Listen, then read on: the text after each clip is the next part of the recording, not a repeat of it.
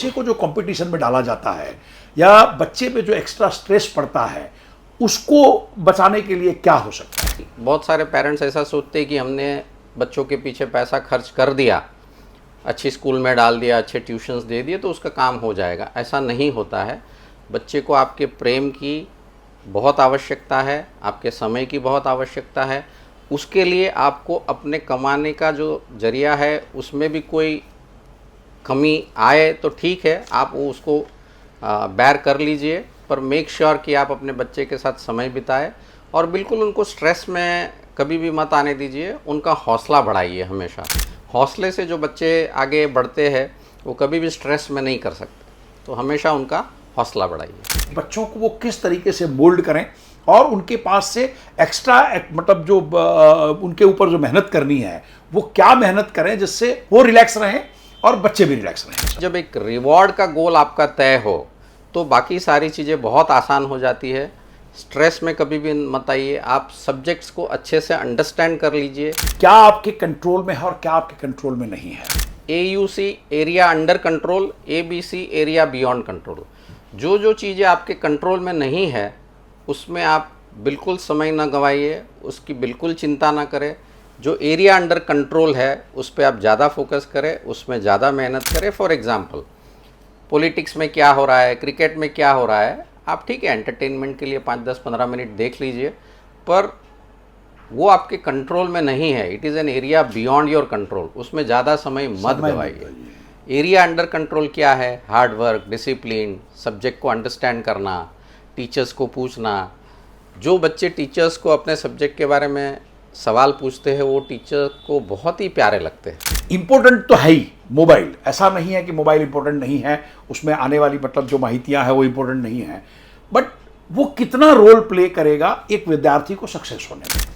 आप अगर उसमें गलत रास्ते पे चले गए तो फिर आप हमेशा डिस्ट्रैक्टेड रहेंगे, आपको कोई फ़ायदा नहीं है उसका। पर उसका अगर सही इस्तेमाल किया जाए, क्योंकि इंटरनेट बहुत उपयोगी चीज़ है, आपके सब्जेक्ट्स के ऑडियो विजुअल्स उसमें आपको मिलेंगे, गूगल से आपके इस बहुत सारे क्वेश्चंस के जवाब मिल जाएंगे, तो इसका आप सही इस्तेमाल करना सीख लीजिए। और टाइम का अगर आप सदुपयोग करेंगे तो इंटरनेट का भरपूर फ़ायदा उठा सकते हैं।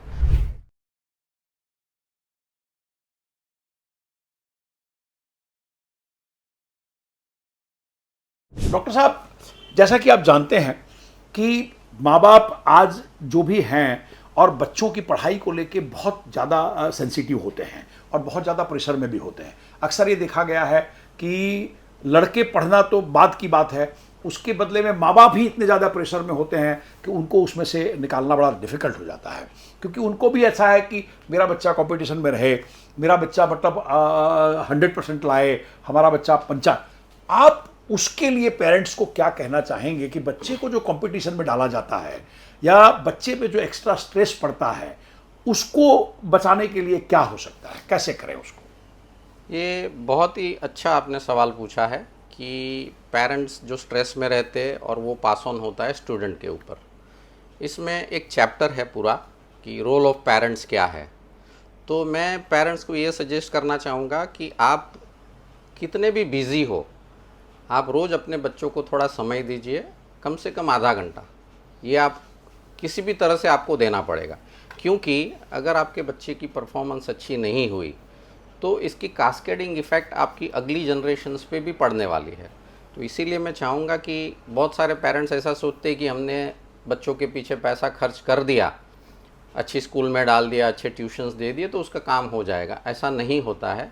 बच्चे को आपके प्रेम की बहुत आवश्यकता है, आपके समय की बहुत आवश्यकता है। उसके लिए आपको अपने कमाने का जो जरिया है उसमें भी कोई कमी आए तो ठीक है, आप वो उसको बेयर कर लीजिए, पर मेक श्योर कि आप अपने बच्चे के साथ समय बिताएं और बिल्कुल उनको स्ट्रेस में कभी भी मत आने दीजिए। उनका हौसला बढ़ाइए हमेशा।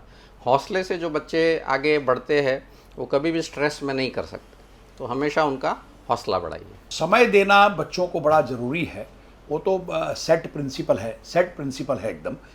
अब उसके साथ साथ ये भी है डॉक्टर साहब, जो मैं जानना चाहता था ये, और हमारे दर्शक भी इस चीज़ को समझना चाहेंगे कि बच्चों के ऊपर जो प्रेशर लादा जाता है कि मतलब आपको इसी स्ट्रीम में जाना है या उसी स्ट्रीम में जाना है, उसी के लिए फिर इतनी मेहनत आपको करनी है, मेडिकल करना है, इंजीनियरिंग करना है।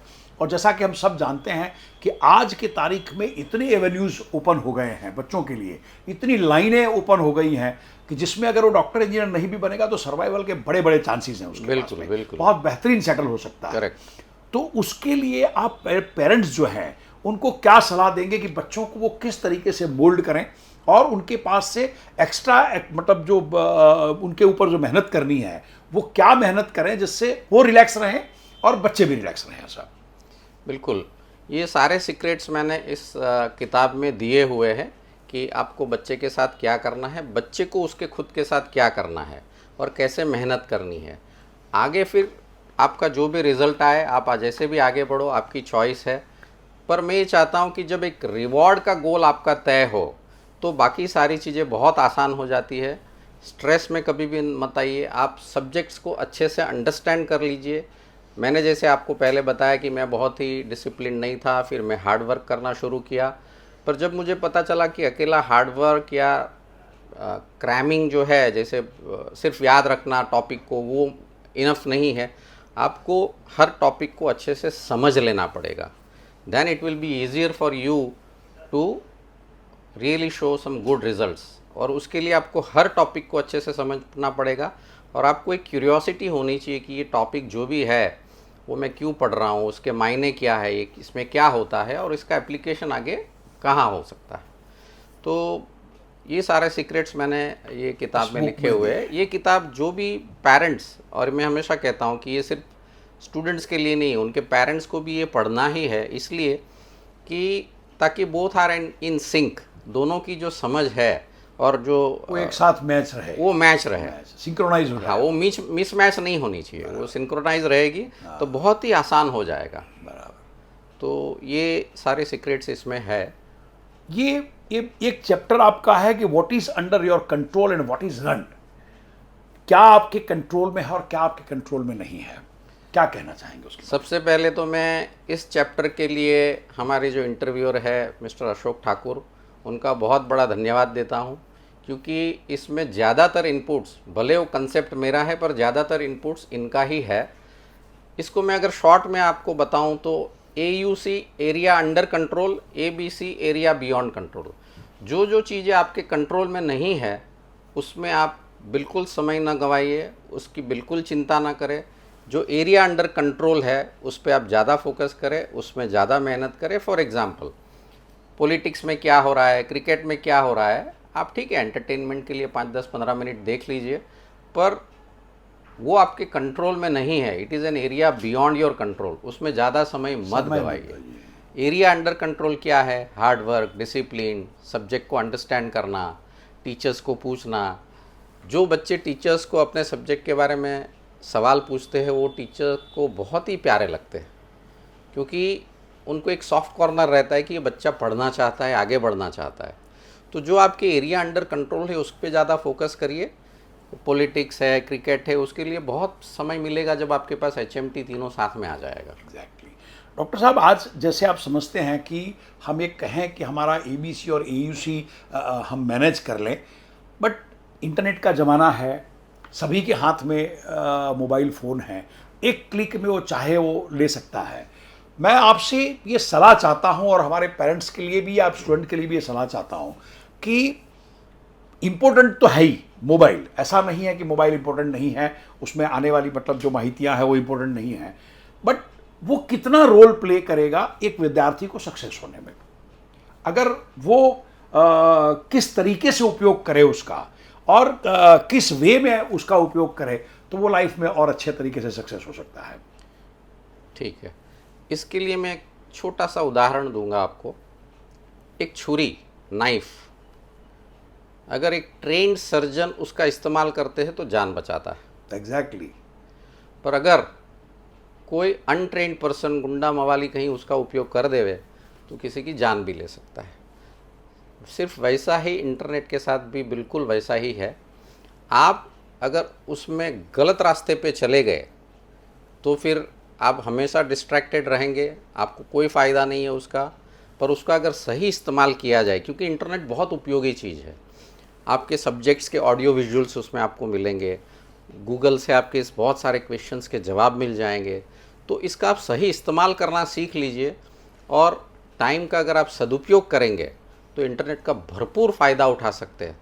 हमारे ज़माने में कोई इंटरनेट नहीं था, हम सिर्फ सारी चीज़ें इमेजिन कर कर के पढ़े हैं, बहुत डिफ़िकल्ट था उस वक्त, फिर भी हम आगे बढ़ चुके। तो आज के ज़माने में बच्चों के पास सारी चीज़ें हैं, सारे जवाब है, टीचर्स है, पेरेंट्स है, अगर नहीं समझ में आता है तो, और इंटरनेट तो है ही है।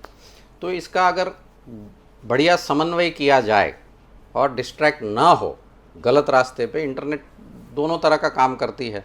तो आपको तय करना है आपके गोल के हिसाब से HMT के लिए आपको उसको कैसे क्या करना पड़ेगा। Yes, exactly. और वो ये बुक सिखाएगी आपको, वो भी है, पेरेंट्स और स्टूडेंट्स दोनों को इस चीज़ को समझना पड़ेगा कि ये बुक वो भी सिखाएगी आपको कि एग्जैक्टली जीवन में किन किन चीज़ों को एडप्ट करना है और किन किन चीज़ों को आपको छोड़ना है। बिल्कुल। उसमें आपका मोबाइल भी आ गया, उसमें आपका इंटरनेट भी आ गया, उसमें आपका विचार भी आ गया कि आप किस वे में जाके और आप सक्सेस हो सकते हैं। डॉक्टर साहब, आपका खूब खूब धन्यवाद। आपने बहुत बेहतरीन तरीके से हमारे पेरेंट्स और स्टूडेंट्स को समझाया है। हम इस सीरीज को इनके अलग अलग चैप्टरों के साथ में कंटिन्यू करेंगे। ये चैप्टर नंबर 1 था हमारा, जिससे इनसे हमने डिस्कस किया। आगे ऐसे ही इनके साथ डिस्कस करके और हम विद्यार्थियों के लिए और उनके पेरेंट्स के लिए आगे का रास्ता कैसे तय करें, वो अपनी लाइफ को कैसे बेहतर बना पाएं, उसके बारे में जरूर बात करेंगे। Thank you very much. Thank you everybody, thank you so much.